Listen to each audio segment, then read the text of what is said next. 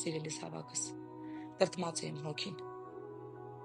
Ես ականատես եմ լինում պղծության, ատելության քարոզի, հայհոյանքի, վիրավորանքի այս տեսարաններին, որ այսօր կատարվում է իմ սիրելի ժողովրդի շուրջը,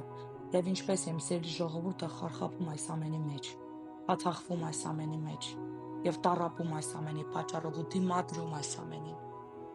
Ես կզորացնեմ քեզ։ Դու մի քայլիր աշխարհիկ այս մարդկանց օրենքներով կամ դրված կարգերով ու սկզբունքներով։ Սրբացիր դու իմ խոսքով։ Թող իմ խոսքերը իջնեն քո վրա ինչպես ցողը բույսերի, ծաղիկների, հարմացնեն քո միտքը, նորոգեն այն եւ քեզ տանեն սրբության ու ճշմարտության ճանապարհներով, որ դիմակայես մինչև վերջ։ Ես քեզ հետ եմ մինչև աշխարհի վերջը։ Տեր իմ Աստված, օգնիր ու բարձրացրու մեզ, Տեր, որ մենք քայլենք քո սուրբ ճանապարհներով, եւ չխառնվենք այս աշխարհի այս աղմուկին, պառակտմանը, այլ լինենք միաբանության ճանապարհով քայլող ճշմարտախոսներ, հաղթողներ եւ քո բարի լուրը պատմողներ։ Թող մեր լեզուն ծառայի օրհնություն բերելու համար, այլ ոչ թե անեծք։